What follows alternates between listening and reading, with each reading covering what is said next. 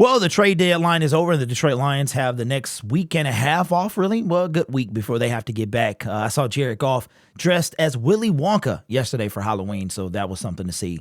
But I've had a day, a solid 24 hours to process the trade deadline. And you guys were here for the show yesterday. Stick around to the end of this video. I would appreciate if you did that. But so you saw my reaction. I'm kind of known for my reactions, but you saw them. That's who I really am. I'm like that, contained for the most part, but sometimes I will bust containment.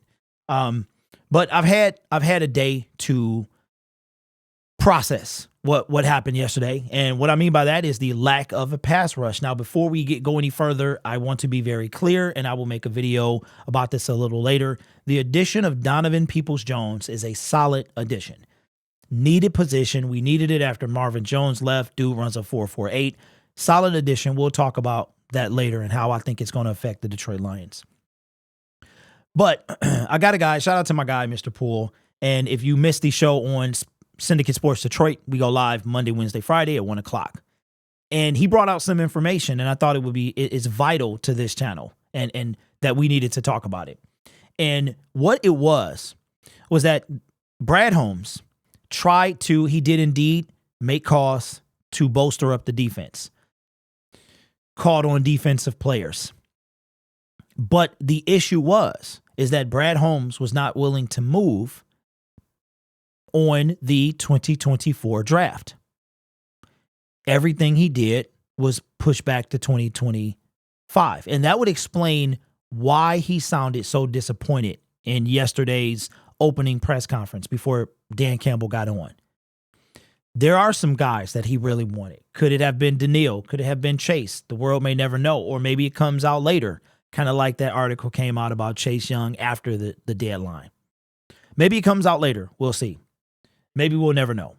But I could tell in his voice that he tried. You could see he was disappointed. So I got to thinking, if you're not going to, why did he do that? Why did he?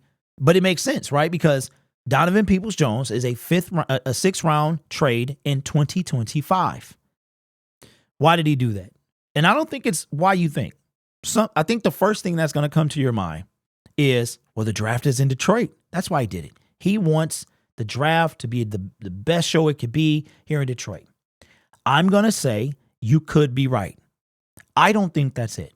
Brad Holmes has shown over and over and over that he doesn't care about what the fan base wants or what they think. His one job is to bring a championship to the city of Detroit. And he has to go through basement GMs like myself, talking heads on ESPN and NFL Network, and fans on the street to get there. He has to not care. So him caring about the draft being in Detroit, could it be that way? It could be. But that's not what I think. And as much as it pains me to say this, I think the real reason that he pushed the draft capital back to 2025 is because 2024 is the year he truly thinks we're going to arrive. Well, we're going to be able to compete for not only the NFC North, the NFC, but the Super Bowl. As a fan who's waited my entire life and beyond for a Super Bowl from the Detroit Lions, just an appearance, right? That's my entire adult life for an NFC North championship. You always want more. And like I said, patience is a hard thing to request from a Detroit Lions fan.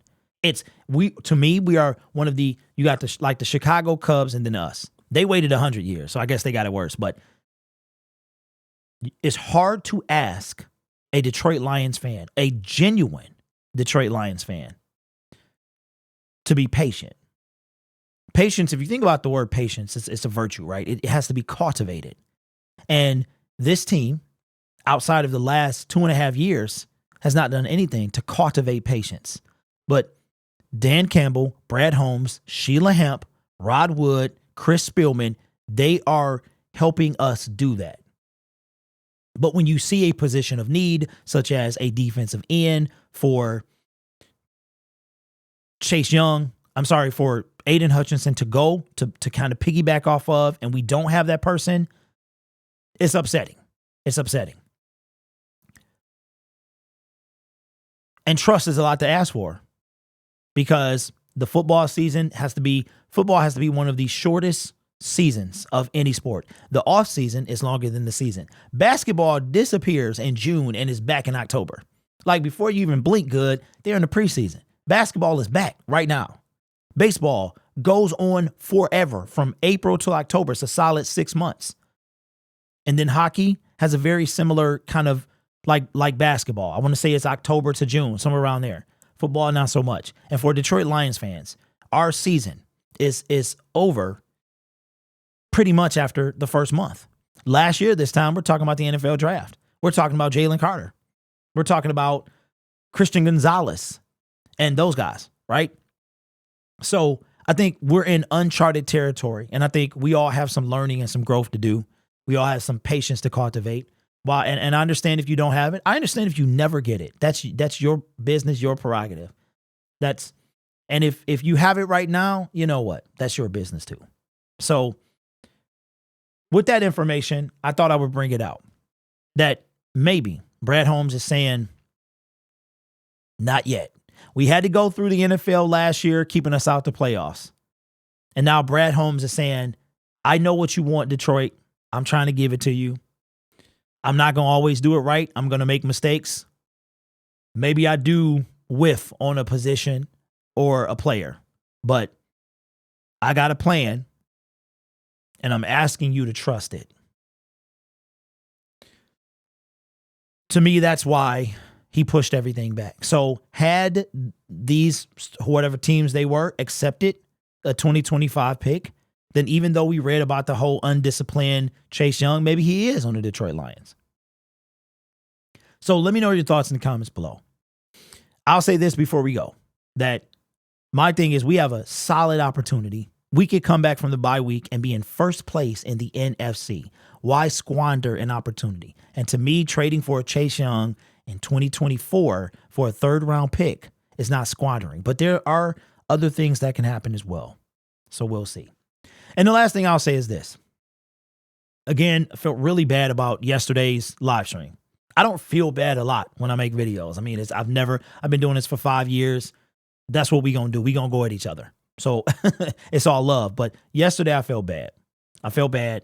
And I made a video that is going to be unlisted. So there'll be a link in the pinned comment will be a link to that video explaining more what I'm talking about now.